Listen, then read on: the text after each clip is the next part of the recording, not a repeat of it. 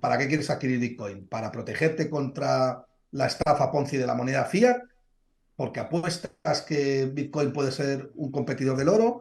¿O porque quieres especular? Esa es la gran pregunta. Entonces, si eres muy largo plazista y tienes conocimientos de teoría monetaria y crees que Bitcoin puede convertirse algún día en depósito valor, que hoy no lo es, entonces, ¿por qué no? Te da igual que esté en 27.000 que esté en 20.000. Te da exactamente lo mismo, porque algún día valdrá 200.000.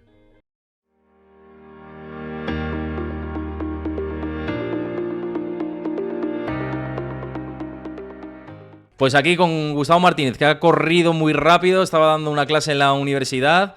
En principio sí que iba a poder venir a las 5, pero al final sé que has tenido ahí una última clase de última hora y que nos has hecho el hueco por aquí a mi canal, así que yo te lo agradezco un montón que hayas podido venir, aunque sea un poquito menos tiempo, pero siempre charlar contigo ya sabes que es un lujo. Muchas gracias, para mí el lujo es mío, Héctor. Y sí, la verdad es que, bueno, cuando me lo propusiste, te dije que sí muy rápido, pero ya tenía la clase y el examen puesto con los alumnos y bueno, pues eso, lo que tú has dicho, he venido corriendo. Oye, por ir a temas de actualidad, que antes nos han dejado más preguntas por aquí por el chat y estaban pues viendo a ver qué opinábamos y también qué valoración tenías. Datos macro que hemos tenido hoy han sido peticiones semanales de desempleo, que está un pelín mejor de lo que esperábamos, ¿no? Pero la tendencia de las 4 semanas sigue, ya parece que es ascendente. Y luego el índice manufacturero de Filadelfia, ¿no? Que parece que sigue en zona contractiva, pero está mejorando. ¿Qué lectura haces Sí, de estos datos que estamos viendo? bueno, como siempre, mixta bueno, hay que ser prudentes con los datos, porque si bien es cierto que hemos visto en el mercado laboral un poco de desaceleración, ¿no? Sobre todo en los últimos meses que han corregido los datos revisados a la baja. Y uno de ellos fue bastante a la baja, con lo cual yo creo que sí, que efectivamente, que obviamente pues tipos al 5% pues están empezando a hacer algo de daño a la economía real, ¿no? Eso es obvio, ¿no? El mercado, yo creo que los mercados financieros ya han descontado ese escenario y es cierto, ¿no? Hemos visto también los datos de PMI que sobre todo el sector manufacturero, ¿no? Que no termina de salir de la zona de contracción, aunque el sector servicios está por encima de 50, con lo cual está un poco más cercana a la expansión, pero bueno, yo creo que los datos no son ni demasiado malos ni demasiado buenos, pero sí que es verdad que el empleo, sobre todo, que es el más importante, yo creo que está empezando a corregir, que es el que más sigue la Reserva Federal, ¿no? Sí, es el que ya muestra los indicios claros de recesión económica, que de tanto que hemos hablado de la recesión. Pero bueno, es verdad que luego datos retrasados como el Producto Interior Bruto, por ejemplo, para el segundo trimestre se está revisando cada vez más al alza en Estados Unidos. Sí. Y el margen de que el año acabe en negativo en Estados Unidos, pues tendría que venir un trimestre muy, muy, muy potente a la baja, de correcciones de más del 1%, ¿no? Para tener un año en el conjunto del año aciago, ¿no? El margen de Sí, recesión en el conjunto del año se estrecha. es que es muy difícil meter a Estados Unidos en una recesión, Héctor. Sobre todo cuando tienes un mercado laboral tan robusto. Es que estamos hablando de que hay pleno empleo en Estados Unidos. Con lo cual, ¿cómo vas a tener una recesión con pleno empleo? Bueno, es verdad que es un indicador retrasado, pero las empresas tienen que ser las primeras que decidan recortar sus plantillas, ¿no? Porque no entra dentro de sus ajustes de P&L, en sus guidelines para los siguientes años, no cuadran las cuentas, ¿no? Pero es que no están haciendo eso. Yo creo que a ver, nunca se sabe lo que va a pasar. Esto, yo ayer estaba en un programa con Rayo y todos coincidíamos y con John coincidíamos en que no se sabía lo que iba a pasar, pero claro, los mercados tienden a descontar todos los escenarios posibles y yo creo que el Standard Poor's 500 ha descontado la recesión. Lo que no sabemos es si se ha pasado o no se ha pasado frenada o si ha sido demasiado suave. Esa es la gran clave, ¿no?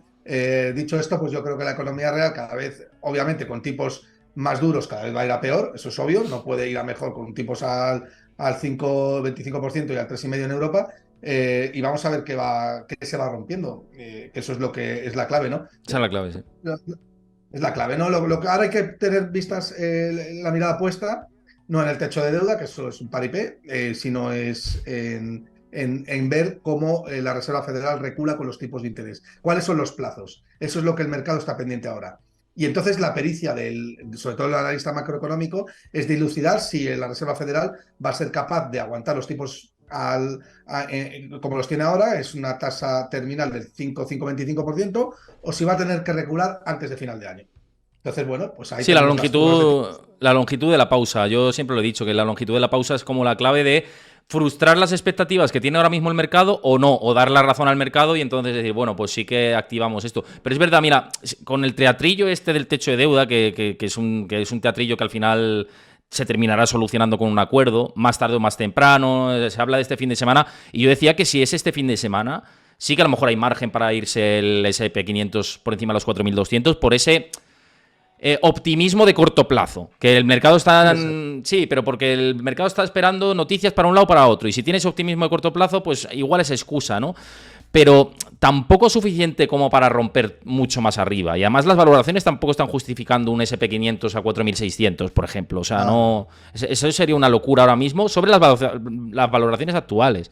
Pero, bueno, pues hay que ir mirando. Por eso yo creo que lleva razón en el tema de las expectativas de los tipos de interés, que ahora se habla de recorte en septiembre, antes se hablaba de julio, y cada vez se puede ir retrasando más esto. Y a lo mejor eso sí que frustra, ¿no?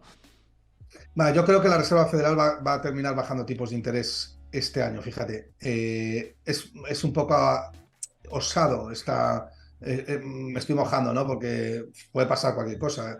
Pero lo cierto es que no puede aguantar. Es que eso es lo que ocurre, Héctor, que te has tirado muchísimos años acostumbrando al mercado a tipos de interés reales negativos y del 0% oficiales, con lo cual esa distorsión del riesgo hace que muchísimas CEOs y CFOs no comprendan que el riesgo de duración había que cubrirlo, con lo cual hay muchos balances que están deteriorados, ¿no?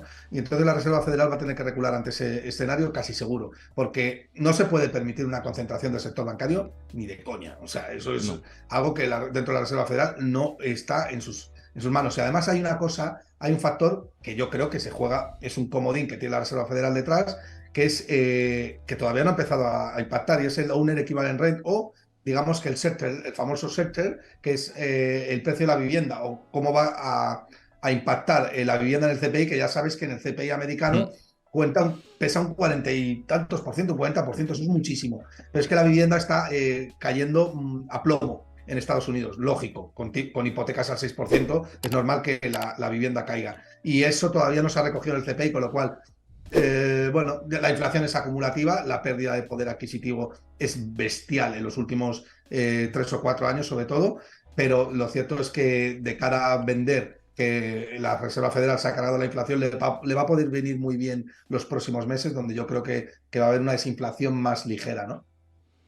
Ya sí, y que lo hemos comentado muchas veces, ¿no? Que bajar del 4% y de manera estable, ahí es lo que les puede costar un poco más, ¿no? Por esas fuerzas inflacionistas que todavía siguen en algunos sectores, en algunas partes, ¿no? De la cesta del CPI, ¿no? Del dato de inflación de Estados Unidos. Pero fíjate, bueno, con el inmobiliario, es que el otro día me leía algunos informes independientes de expertos inmobiliarios de allí, de Estados Unidos, y decían que como estaba repuntando en estos últimos meses la vivienda, es verdad que bajó muchísimo, pero ha repuntado algo en estos últimos meses, ha repuntado un poquito. Dicen que como siga esa tendencia, que no se va al final ver reflejado con tanto ímpetu en el CPI, que cuidado, que hay que tener mucho cuidado. Claro. Hay que tener prudencia, obviamente, porque es que ahí está la clave puesta, porque ya sabes, como te he dicho, pesa un 50%, pero claro, ha habido un repunte de la vivienda porque ha habido un repunte en las expectativas de que los tipos de interés puedan caer. Igual que ha habido un repunte en el Nasdaq de un 17%, o ha habido un repunte en el Standard & Poor's 500. O sea, es decir, el mercado está empezando a descontar crecimiento a futuro, y por eso apuesta por activos reales como la vivienda y apuesta por tecnológicas, ¿no? Entonces, la clave está ahora mismo en saber cuáles son lo que has dicho tú antes, Héctor, el timing con respecto a los tipos de interés, y por supuesto el techo de deuda, que es lo más irrelevante para el mercado, y de hecho es que le ha dado exactamente igual, por lo menos a la renta variable. Mira, te hago una pregunta que nos hace Herbaso por aquí, que antes creo que la había dejado y la iba a leer ahora y la ha repetido por el chat, y dice en concreto, dice que ¿por qué crees que los mercados ya han asumido la recesión y por qué en periodos anteriores no? Que si los mercados ahora mismo son más inteligentes de lo que eran antes.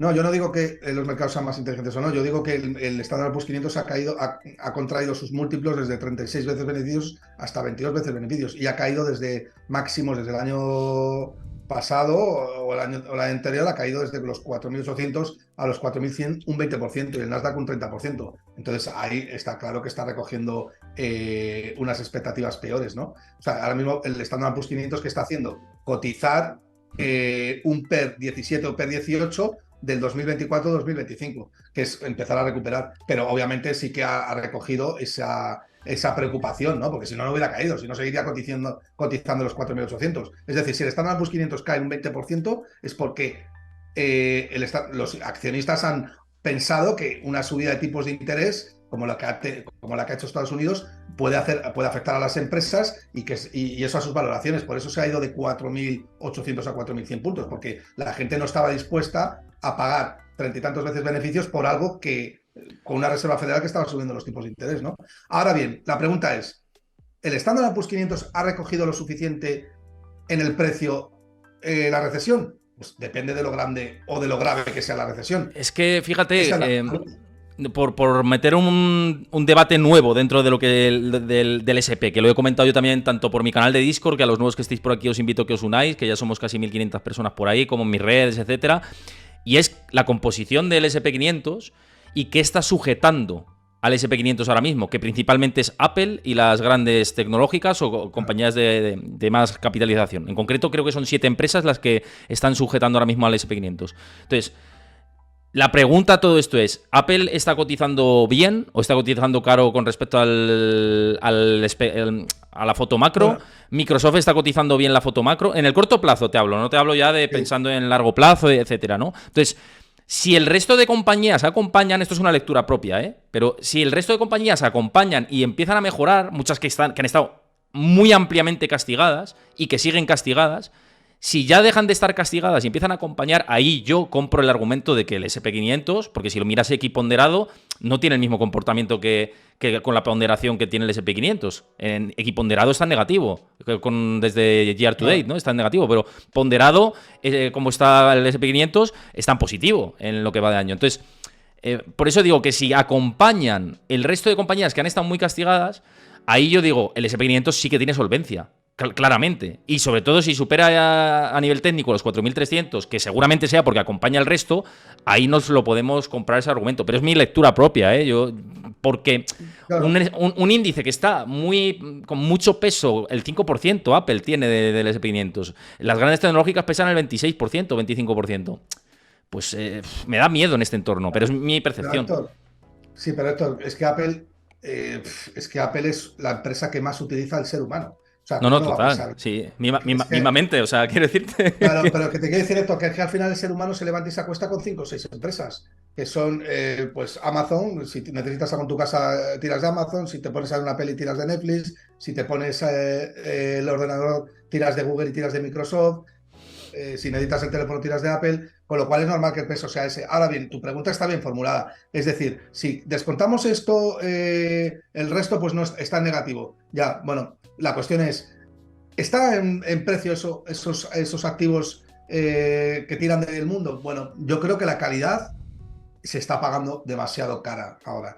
Pero el otro día se lo decía a un amigo mío que es muy buen gestor de fondos, que se llama José Luis de Alda, que es un fenómeno el tío, y me decía, ya, pero Gus, tú me dices ahora mismo que Microsoft está caro porque está cotizando a 30 veces beneficios y no es una empresa de muy buena calidad. Dice, pero como consigan sacar toda la inteligencia artificial, como la están desarrollando, etcétera, etcétera, estás comprando una de las mejores empresas del mundo a 5 o 6 veces beneficios. Dice, porque se va a triplicar o cuadruplicar su capitalización bursátil. Si sacan todo lo que tienen pensado sacar. Sí, entonces, compras escalabilidad ahí, estás comprando escalabilidad. Claro, entonces es que claro, ante ese argumento yo digo, no, bueno, es que Apple está cara. Bueno, vale, en mi opinión, pagar 30 y tantas veces beneficios por una empresa es exagerado. Pero es que la gente que compra Apple no está buscando rentabilidad, Héctor, está buscando registro de riqueza, está buscando proteger su patrimonio ante todo, ante el resto del mundo, ante la moneda fiat, ante la inflación, ante lo que sea. ¿Qué hace Warren Buffett? Warren Buffett gestiona un portfolio que es inmensamente grande. Pues, ¿cómo va a proteger el capital de sus accionistas Warren Buffett? Pues metiendo un 40% en Apple y además sabiendo que es una empresa que tiende a innovar, que con cada producto que coge lo convierte en superventas, que tiene una capacidad de generar engagement que no lo tiene nadie en el mundo. O sea, bueno, yo creo que hay argumentos en los dos lados.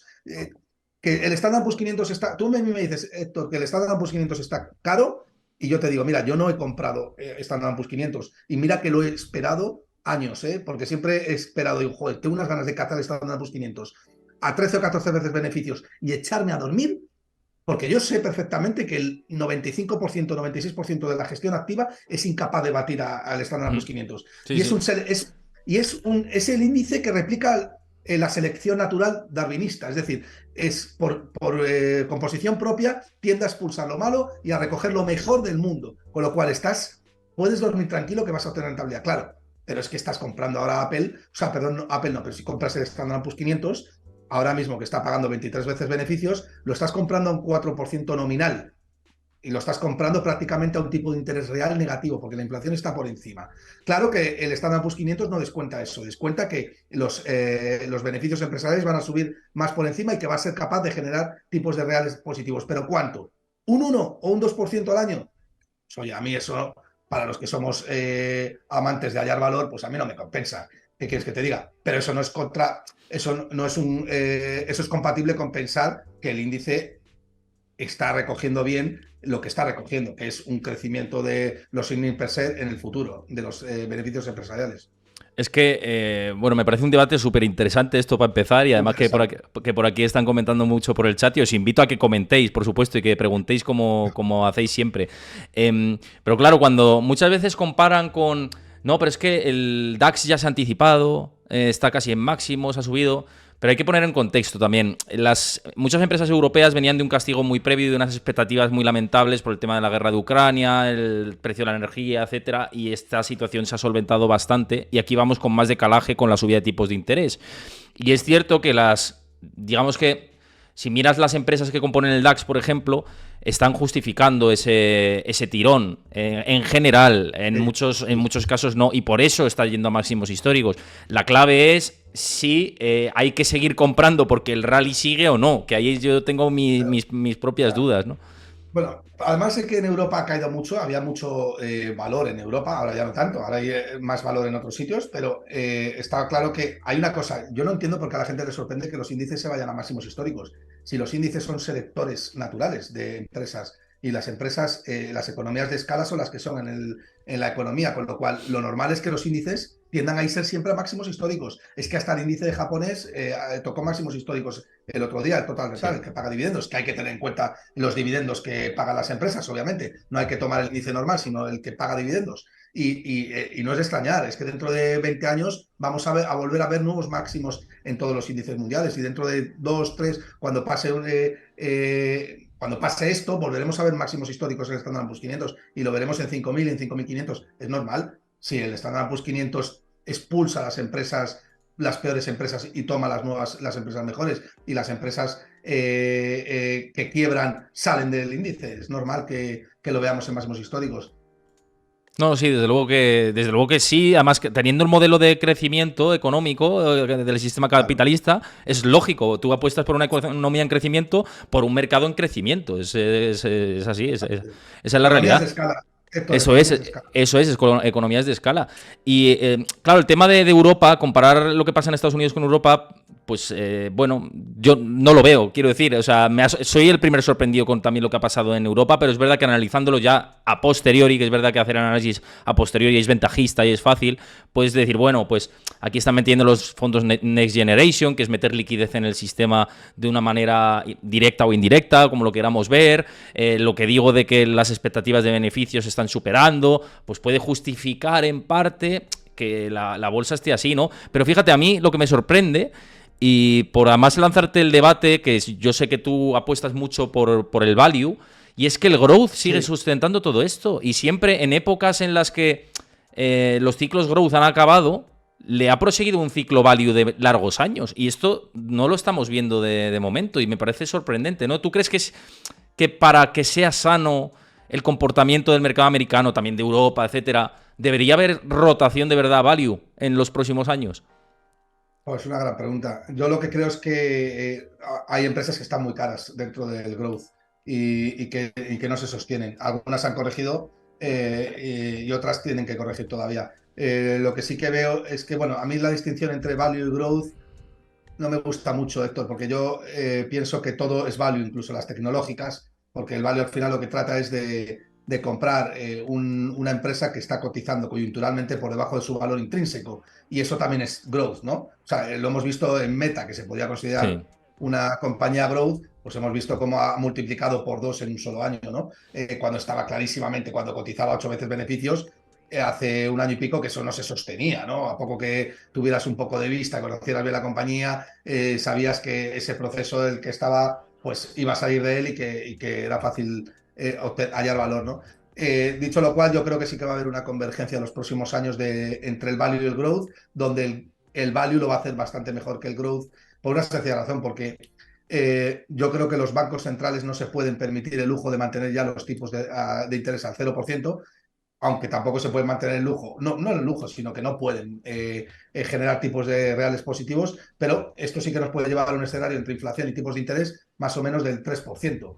Y si tenemos unos tipos de interés del 3%, el dinero se va a ir a las empresas que son capaces de generar flujos de caja cercanos en el presente, que son los que más bonifican esos tipos de interés altos. Es decir, el problema del growth es que tiene un coste de oportunidad muy alto cuando hay tipos de interés elevados. El coste de oportunidad de poner capital a muy largo plazo sobre algo que no te está dando ya rendimientos per se y no puedes rentabilizar ese capital a un coste de oportunidad, a un tipo de interés, ¿no? Entonces yo creo que yo soy partidario del value, yo siempre he sido partidario del value, ¿no? Pero value también puede ser las tecnológicas. De hecho, yo he comprado muchas veces, compré Apple más, bueno, años atrás. Es verdad que se me ha escapado 100 veces Apple, ¿no? Pero siempre, bueno, porque siempre tendía a ver la cara, ¿no? O decía, joder, es que esto ha subido mucho, o yo no creo que esto valga tanto y tal. Pero fíjate que ahora recientemente ha vuelto a marcar un máximo, ¿no? Es increíble, ¿no? Pero vamos, yo sí pienso que bueno, pues el growth lo va a hacer muy bien si los tipos de interés reales son negativos. Todo lo que sea tipos de interés reales positivos penaliza bastante este tipo de empresas. Sí, sí, por eso Elon Musk se quejaba, ¿no? De los tipos de interés y decía, hay que bajar los tipos porque viene una crisis deflacionaria y tal. Bueno, ahí había también interés de por medio de que los tipos de interés bajos le convienen a la industria a la que pertenece, ¿no? Su compañía, en este caso Bueno, Tesla, ¿no? Y tanto Tesla como Twitter, ¿no? Está claro, pero bueno, Twitter ya no es que tú cotiza. fíjate esto lo que ha hecho Elon Musk. Es que Elon Musk cuando estaba la acción en máximos amplió capital. ¿Para qué? Para vender sus acciones en el Claro, máximo claro. precio posible y captar equity muy, muy, muy barato, regalado. Es que estaba captando el dinero regalado. Pues claro, con tipos de interés al cero, empresas como Tesla se forman burbujas. ¿Y qué hace el CEO de esa burbuja? Pues financiarse a tipos de interés reales negativos. Claro, por eso reivindican Bezos and Company, reivindicaban que la Fed rebajara los tipos de interés. Es Pero que todo es fíjate, una frase con Apple que además coincido en lo que dices, porque a mí me ha pasado siempre lo mismo con Apple, ¿eh? Yo siempre digo, "Jo, es que está caro", siempre me parecía, y ha sido un error en realidad, está claro que es un error claro. Yo sí que he sido más enamorado de Microsoft y he entrado varias veces, he entrado y he salido varias veces de Microsoft, y de hecho ahora también decía, "Jo, es que entro, ¿no? Tal, hace tiempo, ¿no? Y tenía que haberlo hecho, pero bueno, ya todo pasado, todo se ve mejor. Pero con Apple, mira, una frase de Buffett que la cité el otro día en la conferencia anual de inversores y que decía, es que la gente renuncia antes de un segundo coche que de su iPhone. Si te hubiera que sí, renunciar antes a algo, renuncia antes de un segundo coche. Y digo, yo decía, bueno, depende también de las circunstancias familiares y tal, digo, pero en términos generales, es verdad. La gente que tiene un iPhone antes renuncia a otras cosas. Eso es cierto. nada. La empresa que más engagement genera con sus clientes es Apple. Para mí, Héctor, para mí Apple es la mejor empresa del mundo.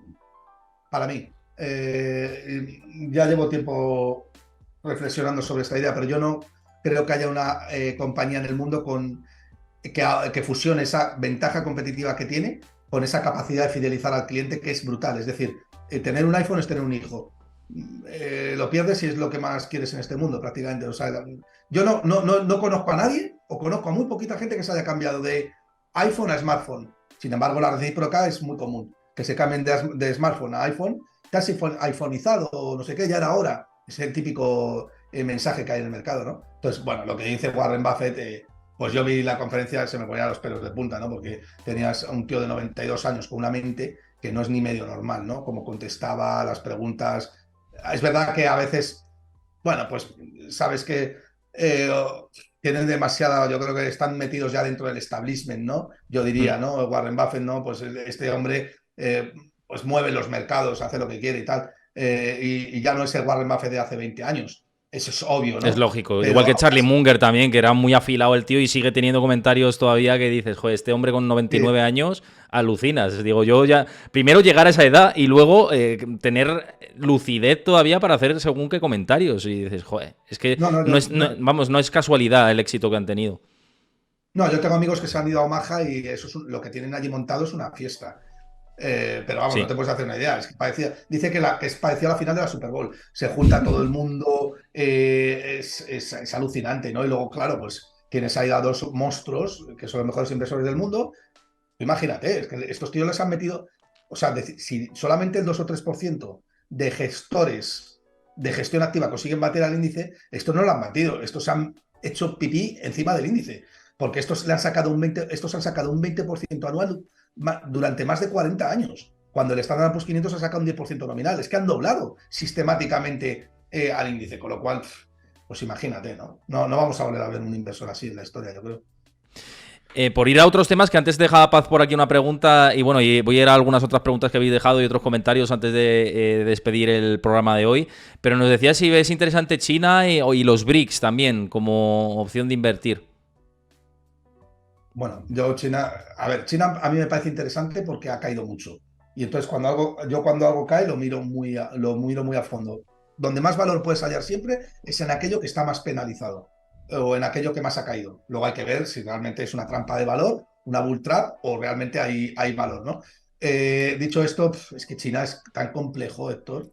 Eh, es que es tan complicado. Yo me he mirado cuentas de China, o sea, de empresas chinas y es que no sabes si te la están colando o no. Dices, bueno, ¿y esto que tienen aquí qué es? ¿Y esto por dónde, esta caja de dónde sale? Sobre todo el flujo de movimientos de caja. Una de las tres partes que componen la cuenta de resultados de una empresa es el estado de flujos de caja, ¿no? Y ahí empiezas a ver movimientos, entradas, salidas y tal, que no tiene sentido. O que dices, bueno, ¿y esto no es? Esto me lo tengo que creer yo, ¿no? O sea, si ya hay contabilidad creativa en Europa y en Estados Unidos y sabes que la hay y tienes que ser un poco un cirujano y a la vez un detective a la hora de desguazar una empresa e investigar si lo están haciendo bien o no, imagínate en China. Y además tienes un gobierno pues que no sabes por dónde te la puede meter, ¿no? Luego van presumiendo, o la gente dice en el mainstream que si la desdolarización y tal, ¿no? Yo de verdad, yo me llevo las manos en la cabeza con las cosas que leo y veo por ahí, ¿no? Mismamente Rayo lo compartía en redes sociales, decía que estaba produciendo cada vez o acelerándose más la desdolarización, ¿no? Yo ahí difiero, ¿eh? Creo que es cierto que va a perder peso el dólar, pero no lo suficiente como para que le hagan un Pero ayer, sorpaso ni no, mucho menos. ayer yo estuve en debate con Rayo y estábamos de acuerdo los dos. Él decía Sí, que el dólar no iba a perder su hegemonía. Pero vamos, el argumento que teníamos era el mismo, ¿no? El único competidor que hay contra el dólar ahora mismo es el yuan. Vale, pero tú para que una moneda pueda competir con el dólar, que no es el competidor, no es competidor, pero el único que podría ser potencialmente una amenaza sería el yuan. Pero para que una moneda se convierta en refugio valor, se convierta en depósito valor como es el dólar, en refugio, lo que tiene que hacer es ser demandada por el mercado en épocas de crisis o en épocas de miedo y pánico. Y eso no va a pasar con el yuan en mucho tiempo, porque para que eso pase se tiene que liberalizar la economía. Liberalizar la economía para que los agentes económicos perciban que pueden invertir en esa divisa cuando hay problemas, porque saben perfectamente que el gobierno chino no se la va a jugar o no se la va a confiscar o lo que sea. Pero es que el segundo punto es que el país debe estar dispuesto a endeudarse masivamente en su divisa. claro. Y eso los chinos no se van a endeudar en su divisa, o al menos no parece que estén por la labor. Con lo cual, yo ese escenario no lo barajo en absoluto. Me parece que es una utopía. Dicho lo cual, puede ser que alguna vez Estados Unidos pierda su ventaja competitiva. Puede ser, pero yo no lo voy a ver. Yo no voy a estar vivo.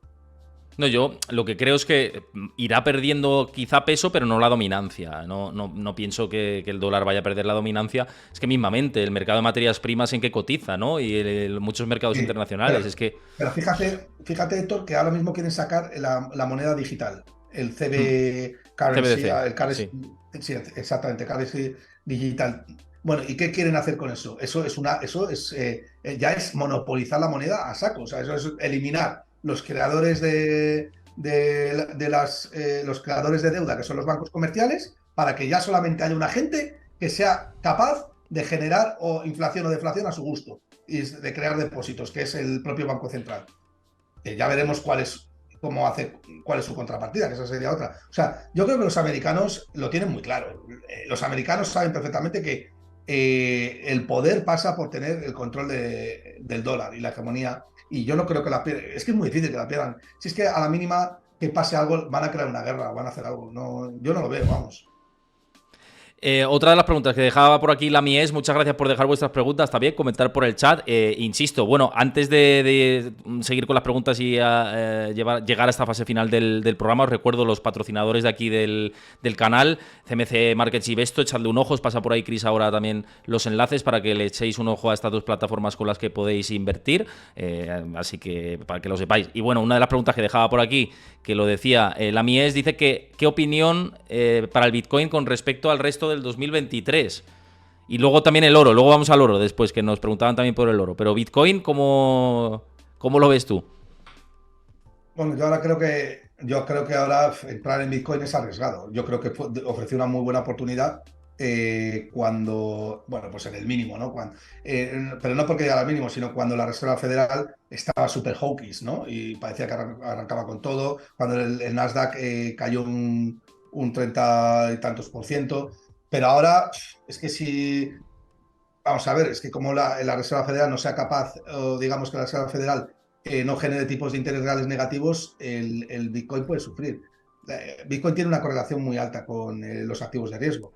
Así que mientras veamos al Nasdaq subir, pues yo creo que Bitcoin puede ser una oportunidad. Ahora bien, ¿para qué quieres adquirir Bitcoin? ¿Para protegerte contra la estafa Ponzi de la moneda fiat? ¿Porque apuestas que Bitcoin puede ser un competidor del oro o porque quieres especular? Esa es la gran pregunta. Entonces, si eres muy largoplacista y tienes conocimientos de teoría monetaria y crees que Bitcoin puede convertirse algún día en depósito valor, que hoy no lo es, entonces, ¿por qué no? Te da igual que esté en 27.000 que esté en 20.000. Te da exactamente lo mismo, porque algún día valdrá 200.000. Pero claro, tienes que descontar ese escenario fehacientemente, ¿no? Y eso es complicado. Y a lo mejor llegará a ese nivel, pero que a lo mejor tarda muchos años. Es decir, que esta aceleración tan fuerte que hemos visto, con una volatilidad tan enorme, quizá con el paso de los años es progresivo. Es más como sucede con el oro, con muchas diferencias, ¿no? Con respecto al oro, pero que la volatilidad se irá diluyendo si entra más institucional dentro de Bitcoin, como ha pasado con muchos mercados, ¿no? O sea, eso también hay que tenerlo en cuenta.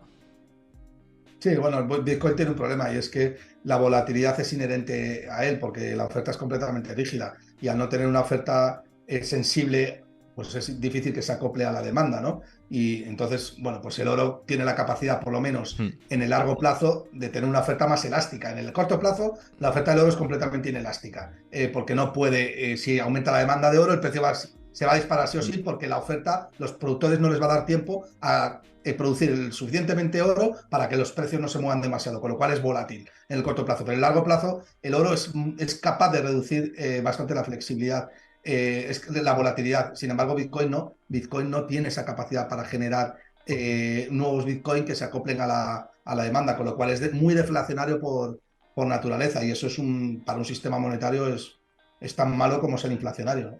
Oye, con respecto al oro, que lo preguntaban antes por aquí, que somos los dos ahí defensores del oro, pero por escucharte, que yo ya me he manifestado muchas veces, pero por escucharte a ti Sí. para esta pregunta. Bueno, el oro, ya sabes, Héctor, que lo que protege es contra la incapacidad de la Reserva Federal de mantener o de respetar tipos de interés reales positivos. El tipo de interés real natural del mercado es un tipo de interés real positivo. El tipo de interés real del mercado es aquel que te dice, oye, si te presto el dinero a un mes, te voy a exigir menos rentabilidad que si te lo presto a 5 meses, cosa que ahora no sucede porque la curva de tipos está invertida. El oro es el protector, el verdadero dinero, el que dice, oye, esto sí que me va a funcionar de esta manera. Entonces, la cuestión ahora clave es, ¿la Reserva Federal va a ser capaz de respetar el tipo de interés real positivo? ¿Sí o no? Y si no es capaz, que yo creo que no va a ser capaz, es decir, está condenada a generar tipos de interés reales negativos, ¿cuánto tiempo va a ser así? ¿Y cuánto va a estar dispuesto a destrozar su moneda fiat o a destrozar su dólar? Porque al final, la deuda, todo lo que digamos que el medio de intercambio generalmente aceptado es la moneda fiat. Y la moneda fiat es deuda. El 97% de los intercambios se realizan con deuda. Eso es un comercio de promesas de pago. Yo te prometo, yo te doy esto, bienes presentes a cambio de darte esto más esto. Te devuelve el bien presente más un principal más un interés. ¿Vale? Entonces, esa confianza, claro, esa confianza termina por mermarse cuando tú estás empobreciendo todo el rato al deudor, diciendo, oye, mira, yo es que te voy a pagar una cosa que te prometí, pero que ahora vale menos, y que soy yo la persona que ha sido el actor o el protagonista de que eso valga menos. Entonces, claro, esto tiene un límite. La Fed no puede estar dispuesta a deteriorar su dólar indefinidamente. Ahora, mientras tanto, lo hace, ¿por qué? Porque sabe que hay una demanda mundial de dólares bestial, y si no, provoca una guerra y todo el mundo a demandar dólares. O que Putin tire una bomba y todo el mundo a demandar dólares, como ha pasado hasta hace poco. ¿Qué es lo que ha pasado? En el momento en que Putin amenazaba con el botón rojo, ¡pumba! El dólar para arriba y el resto de divisas para abajo. Mientras la Reserva Federal, mientras tenga ese timing controlado, lo va a hacer muy bien. Pero ojo, que no puede estar continuamente empobreciendo a sus tenedores, ¿no? Porque al final, lo que te digo, el mercado se mueve por la deuda. ¿Y la deuda qué es? Confianza. Si la gente empieza a perder confianza en el creador del dólar, en Estados Unidos, entonces ahí Estados Unidos sí que podría perder su hegemonía, cosa que no veo en el corto plazo por la capacidad que tiene para generar cualquier tipo de conflicto que haga que el dólar, la demanda de dólares aumente y consecuentemente la oferta de dólares y ellos puedan generar inflación. Mira, nos preguntaba por aquí Byron Hu que qué opinión tenemos de la Fed ahora mismo. Bueno, yo voy a hacer algo muy breve. La Fed, por poner en contexto, creo que llegó tarde en su momento a subir tipos de interés con la inflación, se le fue en su momento de las manos y luego hizo lo que tenía que hacer, que es subir tipos de interés para evitar que los precios se les fueran de madre, ¿no? Y evitar esa espiral inflacionista y apagar la inflación de verdad. Hasta ahora Powell ha sido bastante coherente con ese discurso, lo sigue siendo, y la clave es si lo va a seguir siendo. Y yo creo que, por lo que él ha dicho en muchas conferencias de prensa y demás, que seguramente va a pausar hasta que no vea que el desempleo empieza a mostrar síntomas de verdad de destrucción, ¿no? Y de que empieza la recesión a asomar. Eso es lo que va a hacer la Fed, yo creo, en mi opinión. No sé, y además que lo hemos dicho antes, Gustavo, yo creo que vamos a ir por ahí. Sí, sí. A ver, yo creo que la Reserva Federal ya ha empezado a actuar. Fíjate cuando han quebrado Silicon Valley Bank y First Republic Bank, bueno, pues que han abierto líneas de depósito en las cuales los bancos podían depositar los bonos por su valor nominal y no por el valor de mercado, con lo cual ya estás interviniendo en la economía porque estás dando una liquidez extra a un banco que no se lo merece, ¿no? Porque estás distorsionando el riesgo. Si tú has tomado mucho riesgo y luego no has sido capaz de cubrirlo, pero luego te salvo yo, lo que estás haciendo es socializar esa pérdida de alguna manera, ¿no? Entonces, eso ya es intervenir los tipos de interés, eso ya es bajarlos. Por eso yo, de alguna manera, ¿no? Entonces, yo creo que el pivot de la Fed ya ha empezado. Es que era obvio, ¿no? La Reserva Federal no puede mantener mucho tiempo los tipos al 5% porque te has tirado 12 o 13 años manteniéndolos al 0%. Y eso ha dado lugar a que muchos se hayan formado burbujas y que muchos, sobre todo, se hayan formado profesionales de muy bajo nivel y de muy bajo perfil que gobiernan, gestionan bancos y gestionan empresas sin tener ni idea. Y eso al final pasa factura. Es decir, es que al final subir tipos de interés no es otra cosa que pues coger, expulsar a aquellos que lo han hecho mal y premiar a los que lo han hecho bien. Y es una manera de meterte al gimnasio, a meter a una persona que tiene sobrepeso en el gimnasio y ponerla a dieta, ¿no? Y empiezas a hacer un reajuste. Ahora bien, ¿ese reajuste va a ser tan fuerte como para que todo salte por los aires y tengamos una crisis galopante y una depresión? Yo no lo veo. Yo no lo veo, pero puede pasar, Héctor. Si lo supiera, estaría rico, estaría haciendo este programa desde las Maldivas, ¿no? Claro, es bueno lo que siempre decimos, ¿no? Que de hecho, ligando con esto, y ya va a ser la última pregunta antes de terminar, Wideon13, que muchas gracias por comentar. Por cierto, invito a los nuevos que estéis por aquí y que comentéis por primera vez por el chat, si no lo habéis hecho, que sigáis el canal de Twitch, que así hacemos la familia más grande, y también os podéis suscribir gratis con Amazon Prime durante un mes si queréis apoyar el contenido, y si no, creo que si no tenéis Amazon Prime, creo que son 4 euritos así, y a nosotros nos sirve de apoyo. Y nos decía que si podría haber una crisis de deuda y a su vez de liquidez con el aumento exponencial de bonos a corto plazo. Pues claro, sería un poco el escenario recesivo fuerte, ¿no? De hard landing, incluso del boil the frog famoso que estima JP Morgan, ¿no? Pero puede ser, claro que sí. Pero ahora mismo el mercado nos está llevando por una crisis en caso de que aparezca, que yo creo que sí, pero no tan severa. Gustavo, no sé tú. Claro. A ver, es que lo que tenemos que es, primero es nombrar qué tipo de crisis o qué tipo de escenario tenemos ahora. Por ejemplo, en el año 2008 teníamos una crisis de deuda, de solvencia, ¿no? Completamente clara. Pero ahora, ¿qué es lo que tenemos? Ahora tenemos una crisis de liquidez. Una crisis de liquidez, ¿por qué? Porque los bancos no pueden financiarse en el mercado como quisieran, dado que sus colaterales han caído mucho de precio por haber tomado un riesgo de duración, haber tomado mucha duración excesiva y no haber cubierto ese riesgo. Entonces, claro, es que el problema de tener los tipos de interés altos es que empiezas o sea, tener los tipos de interés altos no es otra cosa que subir el coste de la liquidez. Entonces, cuanto más altos tengan los tipos de interés o más tiempo los tengas, lo que vas a provocar es que haya problemas de liquidez en el mercado. Ahora bien, ¿cómo van a ser de profundos esos problemas de liquidez? Pues depende. Lo único que tenemos que es observar cuál es la impaciencia que tienen los agentes por demandar liquidez y cuánta liquidez hay en el mercado. En el momento en el que no haya liquidez en el mercado, ¿qué va a hacer la gente? Deshacer posiciones, vender activos reales, vender activos financieros. Ese es el momento en el cual puedes empezar a pensar que la bolsa se va a pegar un tortazo de un 25, un 30%. Pero antes no. Y es que tenemos una M2 todavía pues no sé, en 20 trillones, ¿no? De dólares, o 20 trillones, mejor dicho. Aunque corrigiendo también. Y es verdad claro, que. Está corrigiendo. Sí, Está no, corrigiendo. no le quedaba otra, ¿no? Pero hay un dato, no sé, bueno, ya por último, ¿no? Pero ¿cómo has visto tú o qué lectura haces de la contracción de la M2 que no se producía desde el crash del 29? Esto de estar en negativo en el último mes y tal, que es un dato que hay muchos que lo han visto como alarmante o que preocupa. Es verdad que es que veníamos de un nivel súper alto, ¿no? Pero es para tener en cuenta. Seguramente la Fed también lo tenga presente esto, ¿no? Hombre, claro, claro. O sea, que la M2 está formada por los depósitos, prácticamente por la deuda que crean los bancos comerciales. Que no hay que confundir con la base monetaria. La base monetaria es el pasivo del Banco Central. La M2 es la oferta monetaria. ¿Y qué es la oferta monetaria? Pues el nivel de confianza que hay en el sistema.